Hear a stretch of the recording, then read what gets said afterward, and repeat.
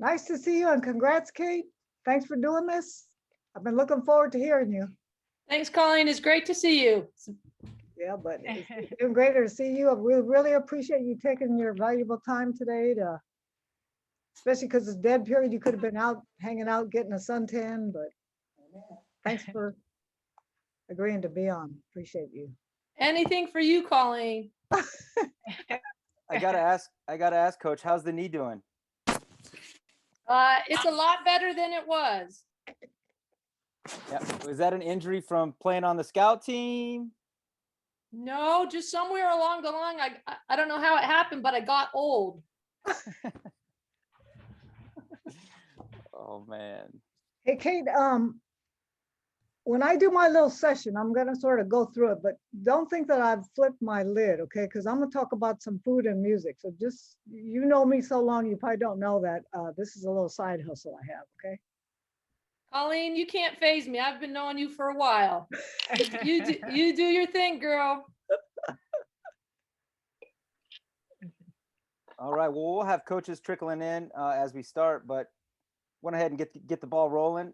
I'm going to introduce my co-host with over 4 decades in the game, an assistant for 2 national championship teams, immensely successful as an assistant, but also as a head coach, leading UC Irvine to their only NCAA tournament appearance in 1995. She's coached USA basketball, professional basketball with the Sparks, and worked in administration at UCLA as assistant athletic director. She served as secretariat for competition for women's basketball for the 1984 Olympics.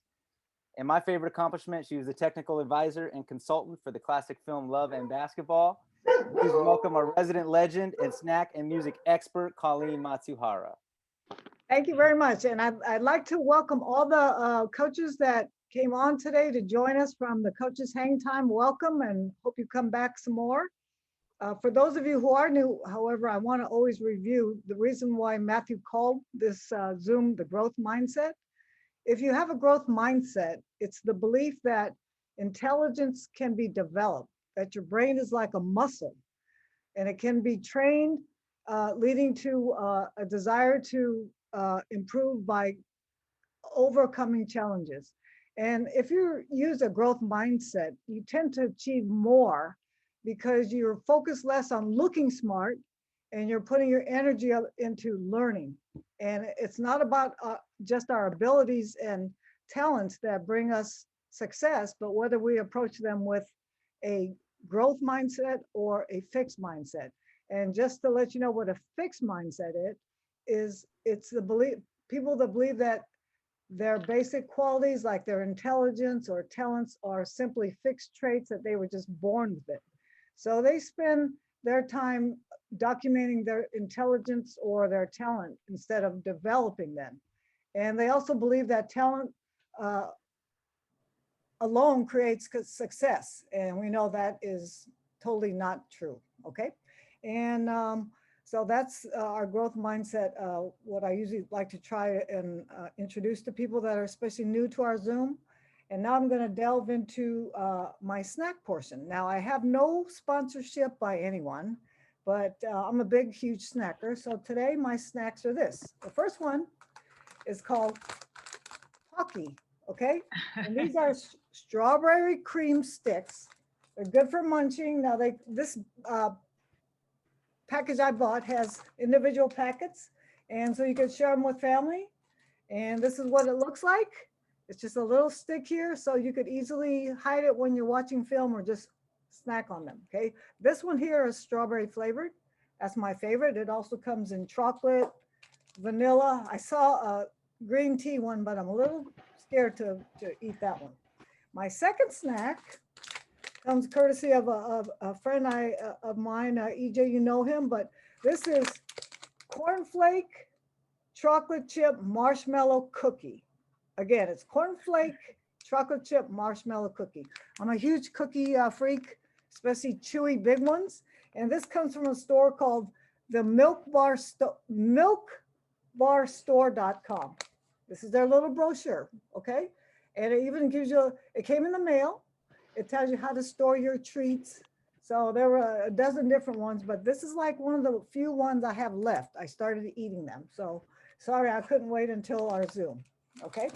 Now, next is my music portion. And Kate, I hope Tara may not get upset, but in honor of Tara, I'm talking about today, her CD is called Just Joy.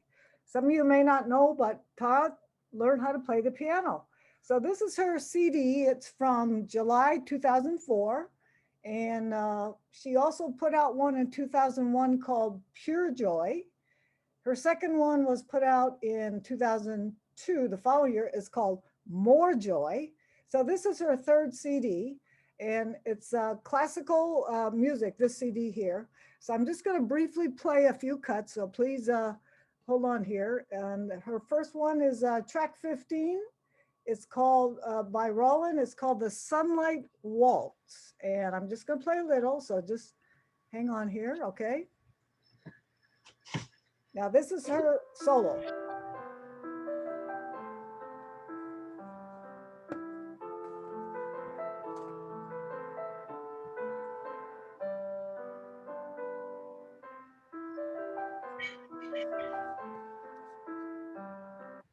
Okay, her next cut, I'm going to play two cuts here, is cut number 1. It's called the Pachelbel Canon, which is one of my favorite classical songs. I don't know hardly any, but she plays a duet. And by the way, on the cover is Tara and her dog Scout, and her piano teacher Jody, and her dog Cody. So they're playing a duet on this one, and I'll just play a little brief sample here. I don't know where you could find this CD now.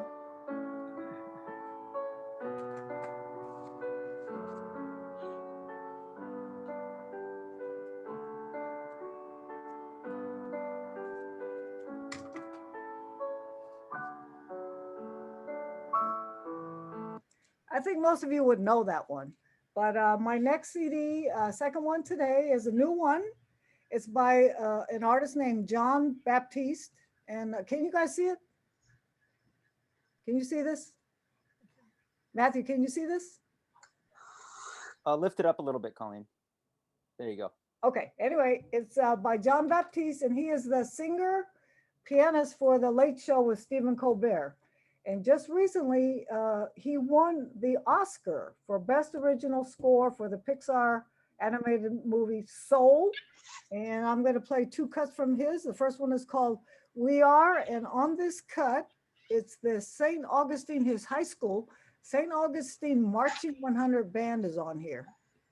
So this is called We Are. Okay, that's We Are. His second song I chose is track number 10. It's called Freedom. Okay, that's called Freedom. Okay, so when you move your body, you'll feel like that. Okay. All right, so let me talk about, I always give a little portion on women's basketball history. So today, because May 14th is a tip-off of the WNBA season, it's the 25th anniversary of the WNBA. So I just want to briefly give you a little background on it. In 1996 in April, the NBA Board of Governors approved the concept of, quote, "We got next." That was their theme. And it was to begin a women's professional league in June of 1997. And now back up, in 1996 in the summer, the Atlanta Olympic Games were a big impetus about people, fans following women's basketball. They won the gold medal right here in the US in Atlanta. So I think that was a great segue and lead into the following year when they started off league play. Val Ackerman was the first president, and currently she's the Big East commissioner since 2013. Originally, there were only 8 franchises, the LA Sparks, the New York Liberty, Phoenix Mercury, teams in Charlotte, Utah, Sacramento, Cleveland, and Houston. Now, of the original 8, only 3 still exist. That's the LA Sparks, New York Liberty, and the Phoenix Mercury. In the inaugural draft, the first #1 pick was Tina Thompson, who was taken by the Houston Comets. The first WNBA game was played in the Fabulous Forum when the New York Liberty beat the LA Sparks 67-57. Actually, I was fortunate. I got to go to that game. It was very exciting. As I was sitting in the stands watching, I go, I just can't believe that there's now a professional women's league here in the US. In 1998, Detroit and Washington were added as expansion teams. In 1999, Orlando and Minnesota became expansion teams. The Houston Comets won the first 4 league titles, championships, and that was in the era of Cheryl Swoops, Cynthia Cooper, Tina Thompson. So those of you who used to watch them play know how exciting watching those superstars were. The first All-Star game was in 1999, held at the Madison Square Garden, and Whitney Houston electrified the crowd singing the national anthem. In 2002 was the first dunk by a player that was Lisa Leslie. And again, I happened to be watching that game, and all of a sudden she took off down the floor and slammed it down, and everyone was like, did you just see what just happened? And so that was an exciting time. So let me just fast forward here because I want to let Kate has an appointment here. But in 2002, the NBA Board of Governors voted to allow individual team ownership. So they did not have to be a franchise connected to an NBA team. Right now, there are currently 12 teams, and Atlanta, Chicago, Indiana, New York Liberty, Los Angeles, Phoenix, Minnesota, Seattle, who's the defending champion, Las Vegas, Dallas, Washington, and Indiana. And last year's champions were the Seattle Storm. Breanna Stewart was the MVP. And so this year, like I said, it's the 25th year of the WNBA. I don't know if this number coincides, but there's going to be 25 national telecasts of games on both ESPN and ABC. Our speaker to come up next, by the way, Kate Paye, played in the WNBA. She played 2 seasons for the Minnesota Lynx, and then she played a season with the Seattle Storm. So with that, I pass the ball back to you, Matthew. Thank you, Colleen. As always, fabulous job. Thank you for all your snack and music tips, and awesome again on the history. Always love your history section. Amazing. Well, coaches, welcome.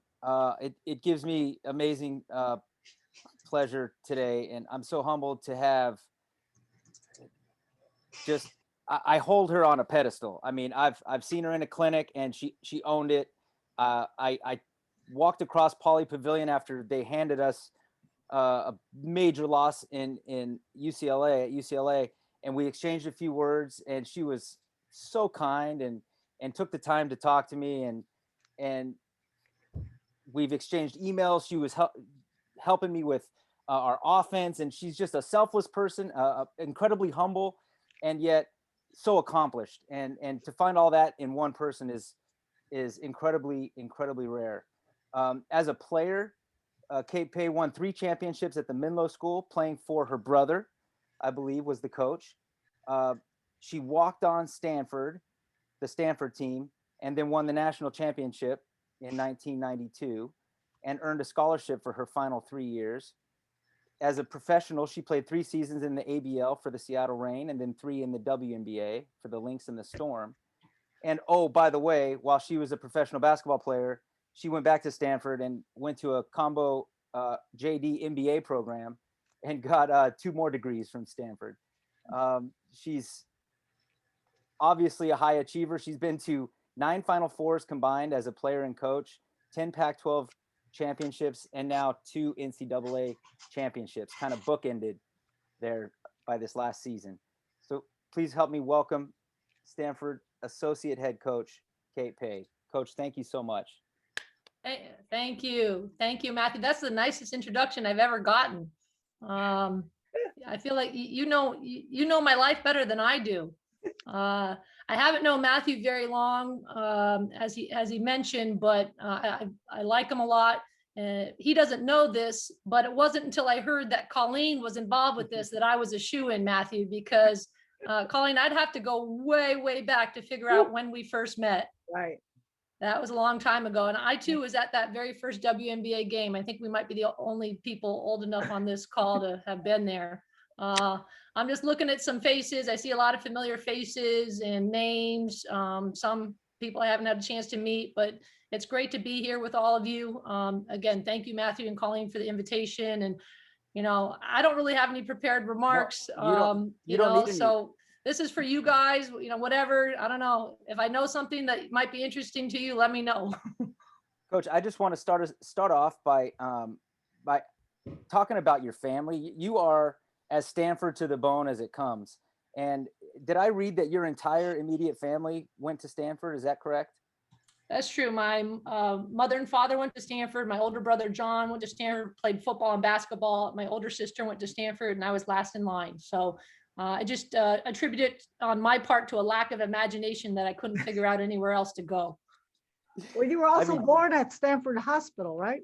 This is true. I was born at Stanford Hospital, and I now have given birth to 2 children at Stanford Hospital, Colleen. So unfortunately, I like to say, my current office is probably a baseball or a basketball throw away from where I was born. So I haven't gotten real far in life, but I'm doing okay. Yeah, really. That's great. Now, as you were growing up, your brother was playing. He was the starting quarterback, right, for the football team. And were you feeling like the pressure? Like, what if I don't get in? I mean, you obviously you play basketball at a high level, and you just made up your mind no matter what you were going to go to Stanford. Well, I did. I grew up just idolizing my brother. He's 9 years older than I am. He was a starting quarterback at Stanford, #1 high school quarterback in America his year out of high school, starting point guard at Stanford. Back in the day, we could actually do 2 sports. And I just grew up idolizing him, following him everywhere, to the gym, to the football field, to the weight room. And that was really kind of how I fell in love with sports. And I was fortunate, as you mentioned in that nice intro, that he coached me in high school. I went to Stanford basketball camp since I was 9 years old. My first year was before Tara Vanderveer was the head coach at Stanford, if you can believe it.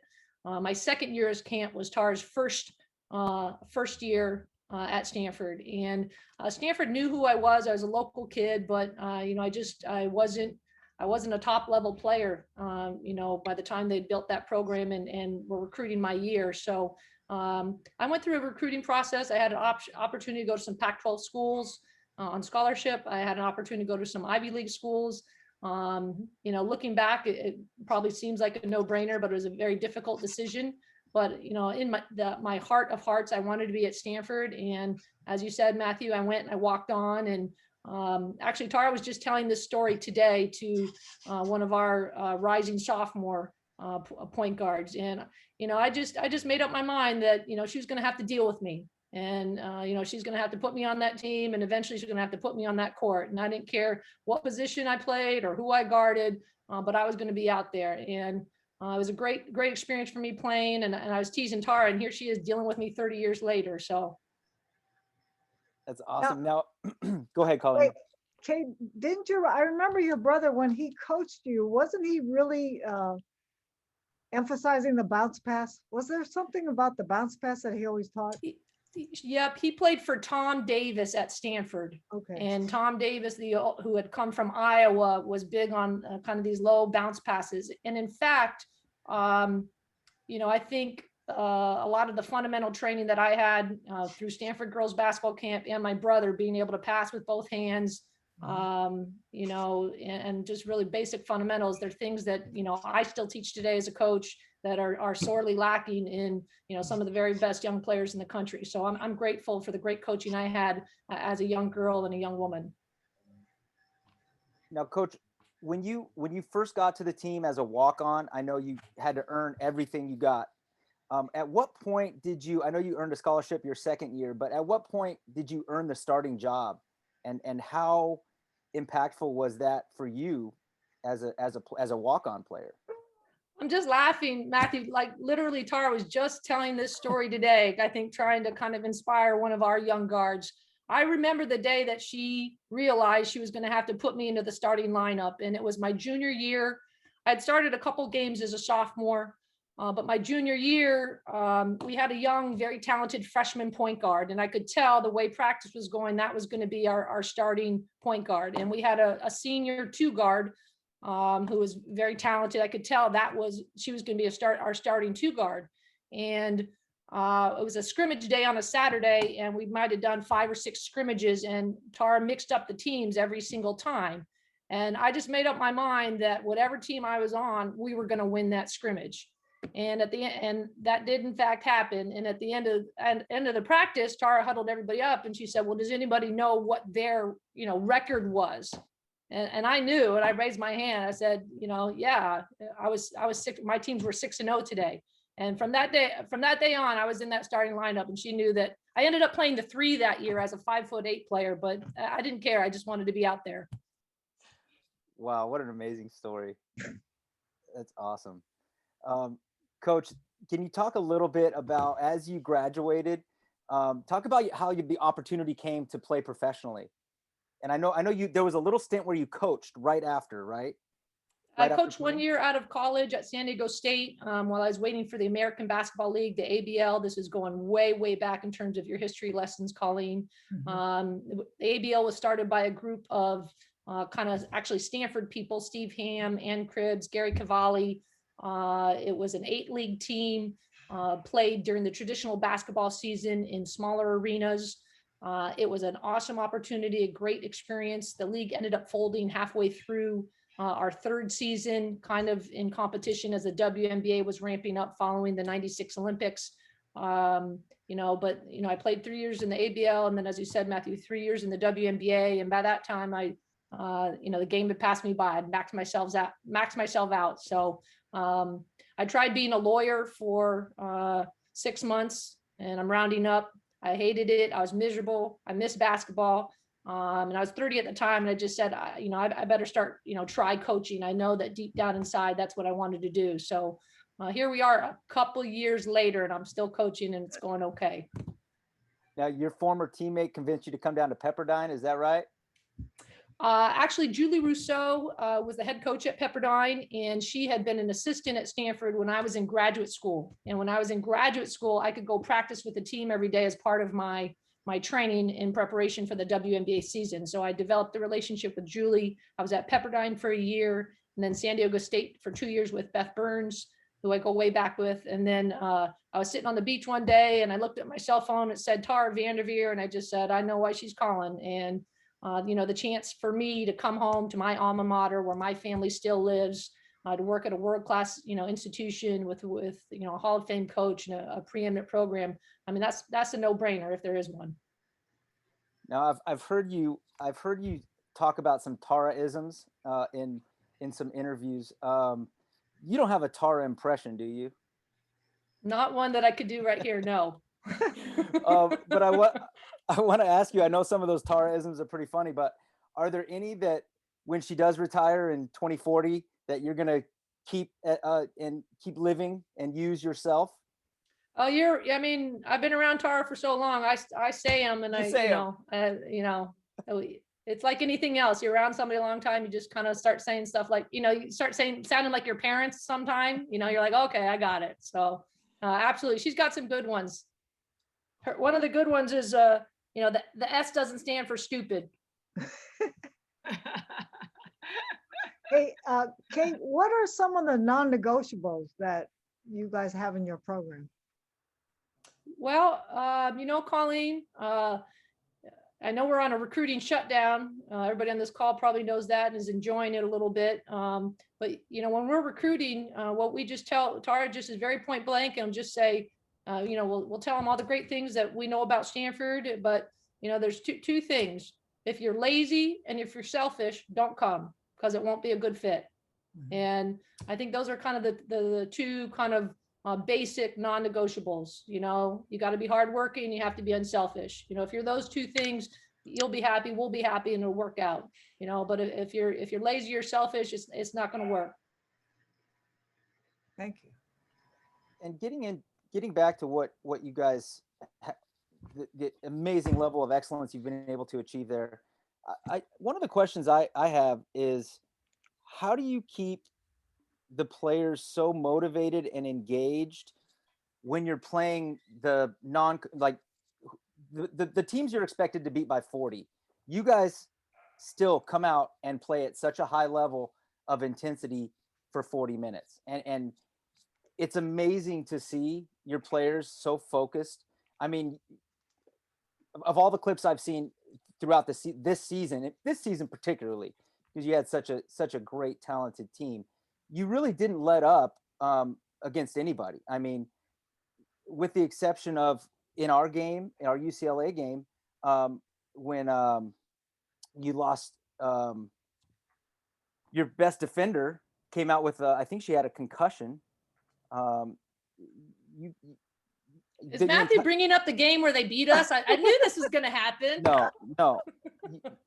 How do you set goals for your team each game to keep them focused and motivated, or is it just that's who they are? That's who you are. Matthew, I'm looking at all the faces here and names here. This is an experienced group of coaches. I mean, you guys know, we talk a lot to our team about, every single game, we're really at the end of the day competing against ourselves. We're trying to be the best version of Stanford that we can be. We do extensive scouting reports. We focus on the scouting report, but invariably, every pregame talk will start with, it is not about our opponent. It is all about us. It is all about Stanford. And it doesn't matter who we're playing. We are competing against ourselves to play our very best game. And I think we really try to not get too high and not get too low, win, lose, just kind of stay pretty even keeled, and constantly returning to what you guys started with, this growth mindset concept, constantly learning, constantly improving. We're not going to hopefully sit around and wait for a loss to figure out a way to get better. We're going to, break down our wins with the same fine tooth comb that we will, if we lost. We're constantly looking for ways to improve our team, looking for ways to get better. And that's game to game and practice to practice. Why am I playing blood? And one thing you guys are extremely good at are your offensive reads.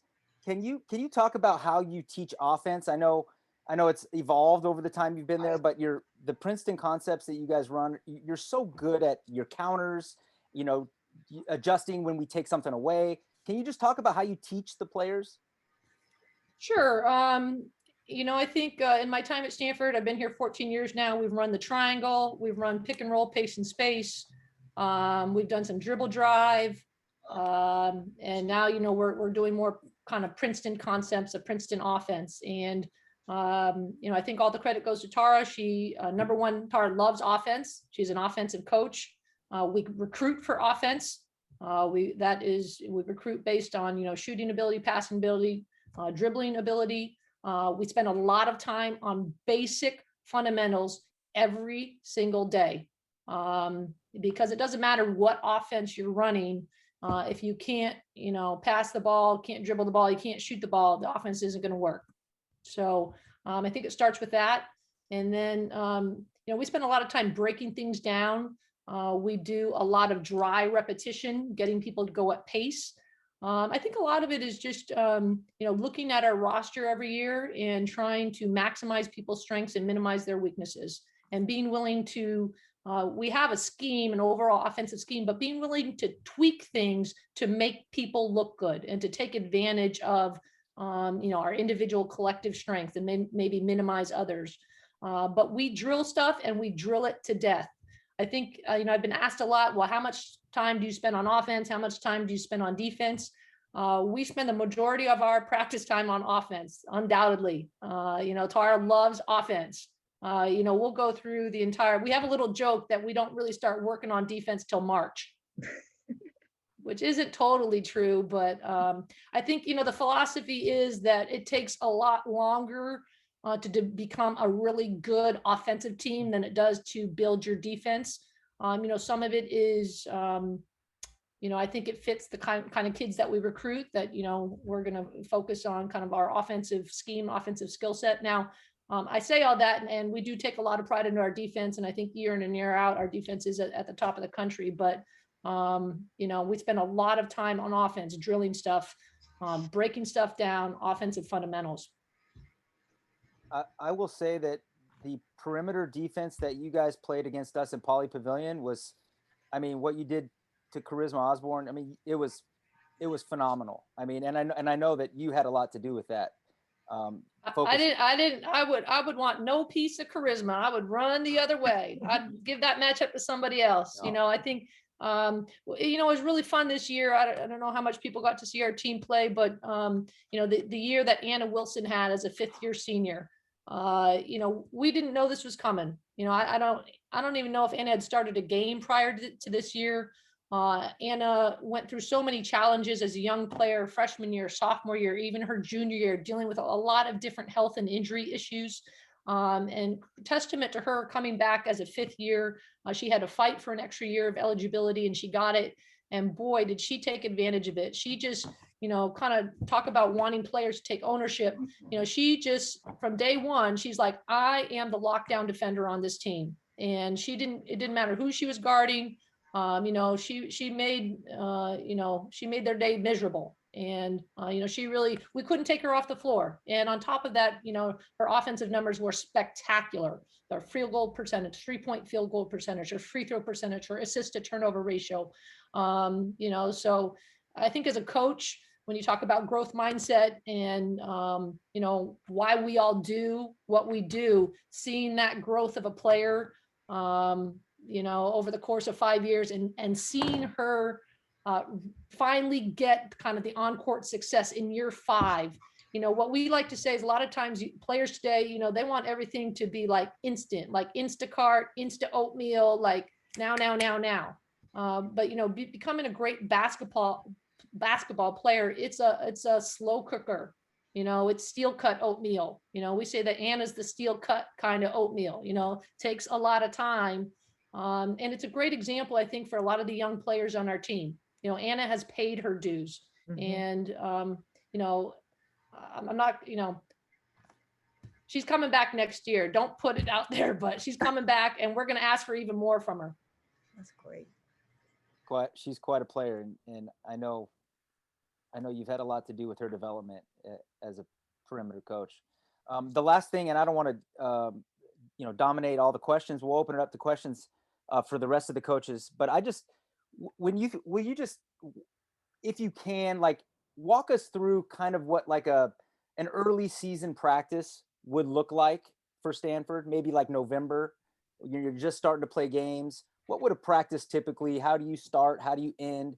And, what typically do you fill it in with? Sure. It's pretty consistent. And, Tara has a philosophy. She likens it to going into a restaurant, you pull out a menu, you open it up and you start kind of with, like the appetizers and maybe some sides. And then you maybe get to the first course, then second course, then the entrees, then maybe the dessert at the end. And, we kind of build practice that way. And typically we'll always start with, our dynamic warm up. Back in the old days, we just sat on the ground and stretched it, but now they got to activate everything. So we get activated, do our dynamic warm up. And we usually start with, actually before that, we'll do basic fundamentals. We'll do stationary ball handling in a circle almost every single day, 1 ball, 2 ball. We have different routines. We have a Steph Curry drill that we do that we time and that the team is racing. We will do ball handling off the move, sideline to sideline. We will do old-fashioned partner passing, stand across from your partner and teach them how to pass, because none of them know how to pass. They do not know basic fundamental technique of how to throw a 2-hand chest pass, a right-hand push pass, a left-hand push pass, a post-entry pass. It takes them at least their entire freshman year to learn how to do it properly. And then hopefully by their sophomore year, they know how to do it. We do boxing out at the beginning. We'll do closing out, just kind of going dry. And then we'll get going with practice. We usually start with a layup drill. We'll do some shooting drills, get people moving. We'll typically do some type of kind of transition, like 11-player fast break or, 5-player weave down, 3-on-2 back, something like that to kind of get them moving.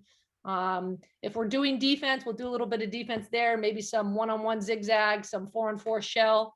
Then we'll start doing kind of offensive breakdowns, offensive review. And we pretty much scrimmage every single day. Tara's a great coach to play for. You spend all your time on offense and you get to scrimmage every day. Who wouldn't like it? And we do a lot of, and then we typically end with shooting. spot shooting a lot of threes, things like that. Sometimes we try to mix up the order to kind of, keep things interesting. I will say that, the best thing, I think the biggest key to our team's success this year, it's undoubtedly one thing, and that was keeping them healthy. Keeping people healthy. And obviously in this year that meant testing negative from COVID, and obviously keeping them healthy, just, their bodies physically. And, as coaches, I think that's our number one job, is to keep them healthy. We actually probably, there's a lot of things that we don't work on, maybe the way that you would have to work on to be really, really good at them, because we want to keep them healthy. And I'll give you an example. Matthew, you guys are an incredible rebounding team. I don't even know how you get them to rebound the way that they do. And I see Tony on here as well somewhere. Honestly, there's times where we're so mad that we wish we could be a better rebounding team. We don't really do a lot of live rebounding drills, box out drills, just because bodies are like this. We do a lot of dry stuff. We do a lot of muscle memory stuff, trying to build habits of boxing out. It's not always that effective, but at the end of the day, I think the biggest key for our success this year was keeping people healthy and at least having the bodies out there. Kate, in a regular non-COVID year, do you use a lot of your male practice players? Colleen, that's a great question. We do have male practice players. We do not use them on an everyday basis. For us at Stanford, we typically carry a full roster of 15. A lot of that is tied to kind of what works with our recruiting process and the admissions process at Stanford.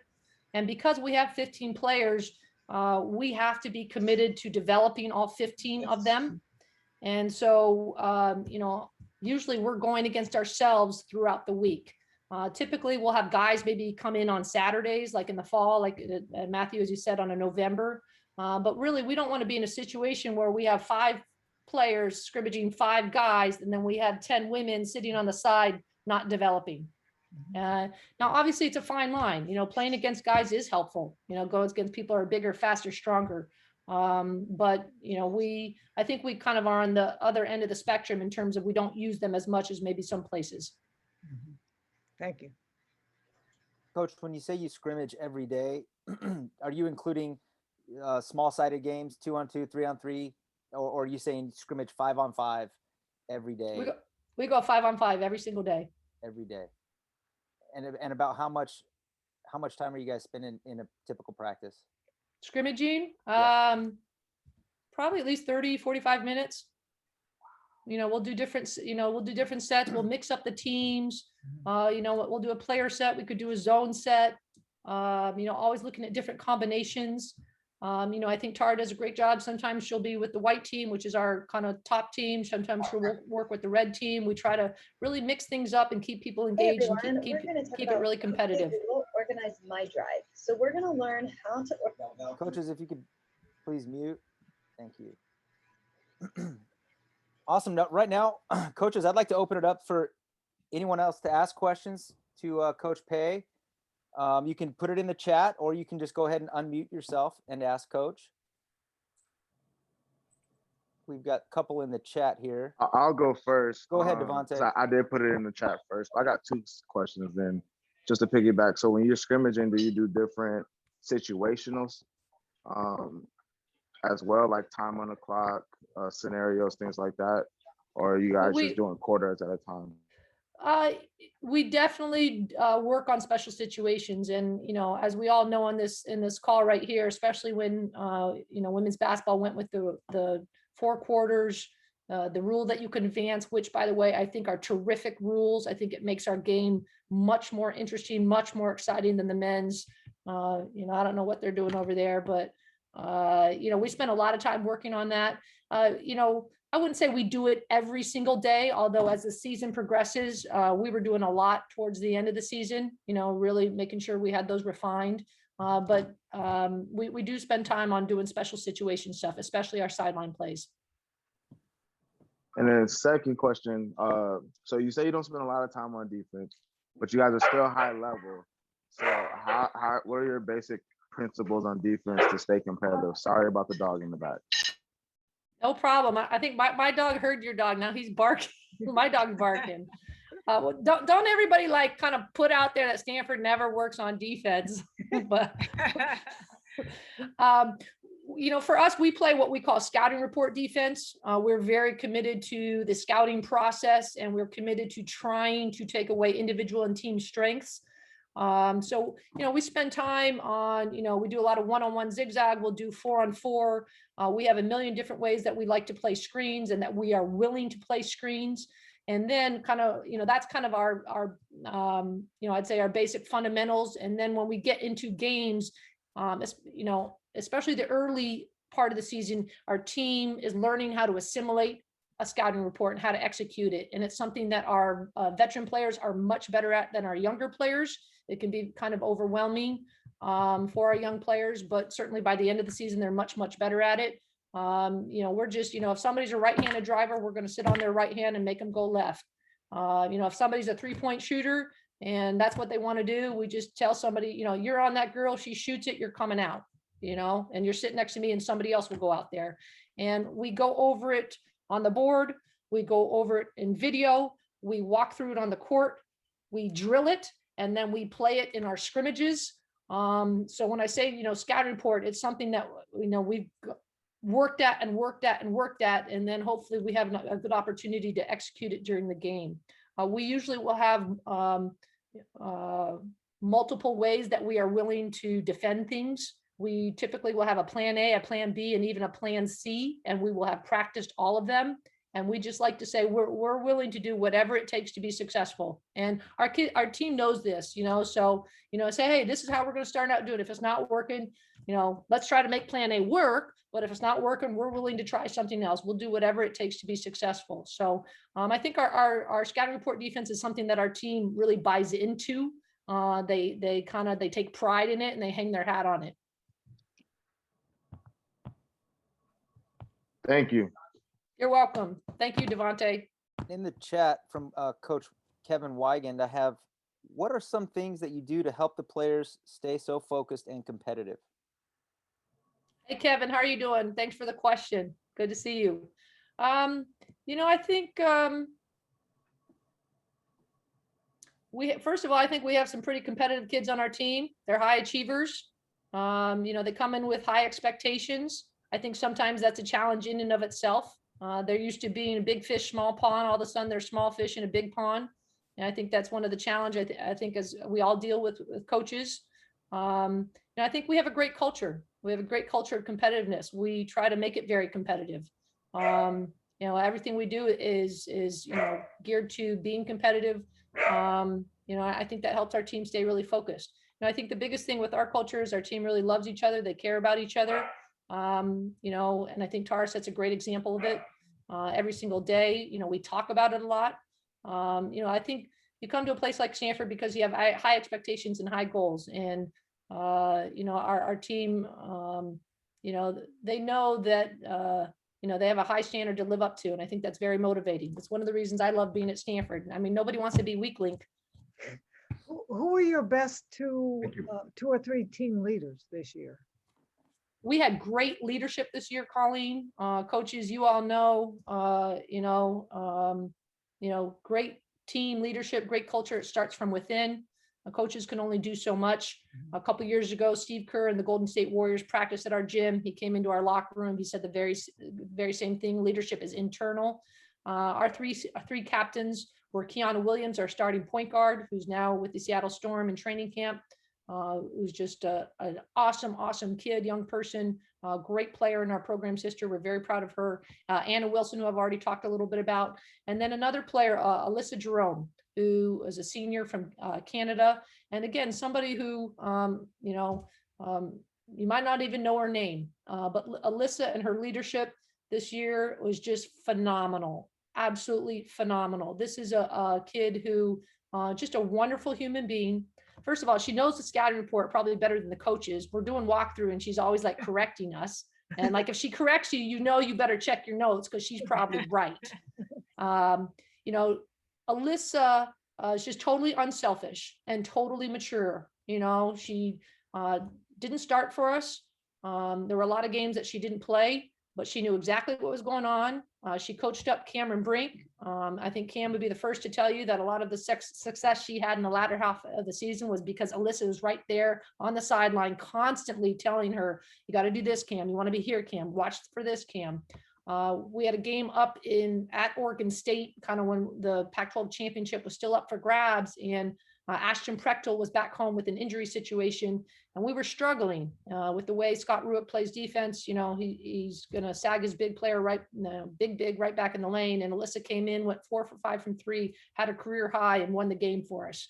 You know, and then just goes back and does her job. And again, that's another incredible example for the young players on our team. You know, that here's a senior who is not about her playing time, her minutes, her. It's all about our team. And when you have incredible leadership like that, as you all know, you have a chance to be pretty good. And we did all right. But we had excellent leadership with those 3 seniors. Great.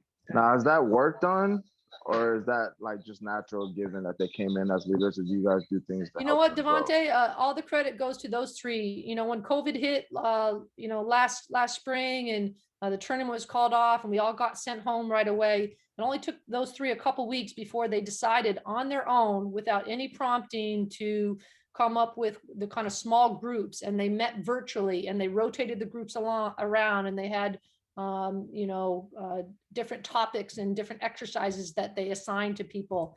And it's interesting, as we've had our end of the year meetings here this past week or 2, almost every single player on our team credited that exercise, that small group exercise, with really building incredible team chemistry. And that was totally internal. So, you know, as coaches, we'd like to take credit for it, but you know, that's just you know, that was totally, you know, self-motivated and self-initiated by those leaders on our team. So, you know, leadership is something that's learned and it grows. You know, talking about growth mindset, you know, there's always that period when, you know, your leaders graduate and move on, and then, you know, the kind of next up and comers have to kind of learn it a little bit, kind of trial by fire. I mean, we had some ups and downs, but you know, those 3 were terrific, and I wish we could take more credit, but they were really special.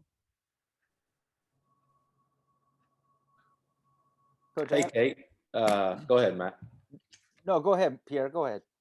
Hey, Kate. Pierre from Campbell. I wanted to ask you if you could speak a little bit to your individual player development process. And also, like, I know with you all running some Princeton style concepts, like, are you all just working on shots and things out of that, knowing what type of offense you're going to run? Are the players working on different weaknesses, or like what goes into y'all's mindset when developing players individually?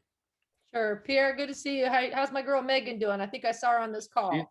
She's great. She's doing Okay. awesome. Yeah. All right. Well, thanks for the question. You know, our player development is really boring, Pierre. It's like basic fundamentals. You know, sometimes, you know, Matthew, I don't know what clinic you saw me at, but I've done clinics, and like, I kind of show people what we do, and everyone's underwhelmed, you know, because it's, you know, basketball's not rocket science. And we, you know, I guess in my humble opinion, there seems to be an inverse relationship between the number of skill development coaches and the actual skill level of players. We spend so much time on basic fundamental skill development, ball handling, passing, and shooting, you know, and I'm talking about stuff that, you know, if the kids would actually go to a real basketball camp, you do on the very first day of your passing station. Our freshmen, you know, and I love our kids. They don't know it, you know, and you're at this time, you know, you get an 18-year-old, you're having to reprogram 10 years of learned bad habits. So it's very challenging. You know, and you know, you guys are probably, but just like a basic 2-hand chest pass, they do not know how to do it, you know? So, you know, I try to tell coaches or young coaches, you know, be really great at teaching basic fundamentals. Like, do you know how to teach a 2-hand chest pass? You know, and because we hammer it, you know, we hammer really basic things, ball handling, stationary ball handling the move, passing into the post, Kids today cannot pass. Mhm. You know, our passing on our team frightens me all the time. You know, it's constant. You got to be working on it all the time. And then in terms of kind of like during practice, one portion I forgot to mention, we do break up, we do position work. I usually take the perimeter players that went in, our post players go to the other. Typically, we're doing a lot of shots out of our offense, you know, and that's something that I like. You know, it's fun to come up with just, you know, different drills to get a lot of shots up, you know, shots within our offense, or if, you know, we're introducing a new set, in different shots, you know, that you might get. So that's kind of our approach to player development. It's nothing fancy. It's nothing you don't already know. But I think some of it is, how do you make it exciting? How do you make it relevant for players? How do you get them enthusiastic about it? You know, we have a lot of routines. We teach a lot in series. You know, so hopefully, I don't know, that's kind of how we do it. Thanks. It was at in Atlanta at a Step Up, and incidentally, I think Pierre was sitting right next to me when we were watching you. But it was phenomenal. Yeah. Hey, Kate, I have a question about conditioning. Do you have a separate portion of practice that you quote label conditioning, or do you do like those type of sprinting, running things in all your drills? So this is something where, you know, I tease Tara, she's like Grandma Vanderveer now, like everything's so soft compared to when I played. You know, we used to be on the track all the time. You know, I feel like the kids today would quit if you took them out to the track. You know, Colleen, I think it's different. And I think that's one of Tara's incredible strengths among many, is that adapting to the times. These kids have been playing basketball year round since like age 8 or 9 now. And you cannot run them the way that, you know, maybe I remember used to running when I was a young player in college. We do all of our conditioning with a basketball. They need so much skill work. We feel that it is does not make sense to do any running up and down like this. If we condition, it's with a ball. We do what we call 5-player weave repeats. We'll do 1 trip, 2 trips, 3 trips. We have them timed. We have a variety of kind of up and down drills that are all incorporate passing, shooting, catching, finishing, so that we're conditioning, but we're always working on our skill set. When we condition with our sports performance coach, we try to do a lot of non-impact stuff, use the VersaClimber, use the bike. Obviously, you do have to do work in the off season where they're doing foot plants, but we try to minimize that and make sure that it's scientifically based, because again, you know, number one job as a coach is, you know, you got to keep them healthy. Along those lines, Coach, do you taper the length of your practices as you get into the season and then into the postseason? Are you going short when you get into the tournament? You know, they certainly get shorter as the season goes on. There's no doubt about it. And again, Matthew, I think something, you know, talking about lifelong learners and growth mindset, you know, I think we know this, but we experienced it this year. Less is more, you know, because of COVID this year. Hell, we didn't have a gym for, you know, 10 weeks.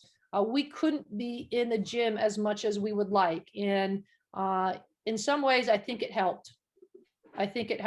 You know, would it have been good to be able to kids to get in, maybe some of our young players to do a little extra work? Yes. To be able to get more shots up? Yes. But I think we learned a lot this year, you know, that we obviously, you know, you can't control everything with injuries. There's a certain amount of luck that goes into whether you're able to stay healthy or not. We all know that. But, you know, I think going shorter is helped us this year. And I think it's probably something, you know, we're going to really kind of try and study what we did and try to use it going forward. I think those ping pong matches probably worked on your anaerobic conditioning, right? That we have some good ping pong players on our team. I was like, if their basketball defense were half as good as their ping pong defense, we would have won by more than 1 point. Let me tell you that. They love that ping pong. They had a ping pong table at the Pac-12 tournament in Vegas. Matthew, you guys know that. And, you know, Kiana Williams loved it. So when we showed up at the bubble in San Antonio, And, we've been through a lot this year, but the conditions in San Antonio were very challenging. And as soon as we got there, we just were like, man, we got to do something. So we got that ping pong table. Tara, myself, and our trainer and our SID kind of stayed up late, put it together one night, and they absolutely loved it. But tell you what, Hannah Jump is no joke. She's really good. That's awesome. Coaches, Coach Paye's got to take off at right at about 6 o'clock. So if anyone wants to ask a question, now is the time. Yeah, Matthew, I got one question. Hey, Coach, thanks for jumping on. I'm Helen. I wanted to ask about like communication in terms of like on the court. What are some terminology y'all tell the girls to use, and then in terms of positive to like, I guess negative, not negative, but like critique the ratio, the feedback people have talked about. Like what do you kind of use? What does Tara, Coach Vanderveer, kind of use, like in terms of the ratio, if you don't mind? Sure. I mean, really quick, I think like everybody on this call, you're always begging them to talk, right? Like, come on, so you're always asking them to talk more, be encouraging, talk more about kind of what's going on out there. But in terms of kind of ratio, we use what we call the sandwich approach. All right. So you're when you have a sandwich, you got a bread, maybe a piece of meat and some bread. So the bread are the positives and the meat is maybe some constructive feedback, go positive, constructive, positive. So try the sandwich approach, Helen. Gotcha. Thank you. You're welcome. Hey, Coach. Oh, this no, is Tony down at UCLA. I see you, Tony. Hey, thanks for keeping it simple. I can only understand simple and the fundamentals, so I appreciate that. But I do have a question about your elite shooting ability at Stanford. So seems like you guys teach shooting really well and develop that within your players over the years, and whether it's their range, their consistency, their confidence. So what are some keys in helping players become better shooters? What do you talk about, or what do you think are some of the key things? I don't know. Sometimes it doesn't feel like that, Tony, when we can't get a shot off against you guys or we're bricking. So I'm glad. I don't know. Some years we have better shooting teams than others. The analytics kind of pointed to the reason we finished so strong. We ended up being the shooting team from Oregon the year before. Like we ended up the latter half of the season shooting the ball as well as Oregon shot in 2020. Now why that happened, I don't know, because we were struggling kind of earlier. I think number one, we try to recruit shooters. It is much, in our opinion, it is much easier to teach somebody to play defense or to follow a scouting report than it is to teach them how to shoot, especially given the countable hours rule. I mean, you know that. I mean, they can spend extra time with their sports performance coach, but they can't spend extra time with us. We try to shoot every day in practice. We try to give them a lot of confidence. Every player on our team will work on shooting threes, even though all of them do not have the green light to shoot threes. We have a green light, yellow light, red light system. We shoot every day in practice, as I'm sure everybody does. We chart every day. We keep track of it. So we have daily statistics. We have weekly statistics, monthly statistics, so that if somebody has a question why they're not allowed to take a certain shot, you just kind of point to the numbers. We have a lot of different drills we try to do to keep it fun, keep it competitive. We have a green light shooting drill. They're trying to make the green light. I think a lot of it is really trying to teach our team how shot selection. I mean, isn't that hard, coaches? I think, trying to take good shots. We tell our team all the time, we have excellent shooters on our team, but you have to take good shots. And, a good shot is different for every single player. I don't think we do anything special in terms of teaching them how to shoot. I think 3-point shooting is like anything else. It's contagious, right? Once it starts getting going, other people feel it. I will say, Tony, some years you have teams that like, practice is over and it's like they're jetting out of the gym. You're like, well, where did everybody go? I think this year, and I'd say really the past 2 years, and I saw it even on Monday morning, our first workout, the kids stayed in the gym. And, you always, you often don't have control over that, sometimes they, get in the gym extra, sometimes they don't. So, I don't know, Tony, I feel like I don't feel like we're good shooters when we play you guys. Yeah, well, we are not looking at the same film then, Kate. So, but hey, and I also appreciate Kate, you guys. Every time I see Kate, she's like, Tony, smile. Like, come on now, enjoy life, have fun. What's going on? And I think that's just a great message that we can all share with each other, is to encourage people to smile, encourage people to, just have a good day. And Kate, thank you for always reminding me of that. Well, Tony, I've known you for a long time. You're one of the best. So I appreciate you. And we have so much respect for Corey, your whole staff, your program. There's no doubt for us that we feel like the Pac-12 is the top conference in the country.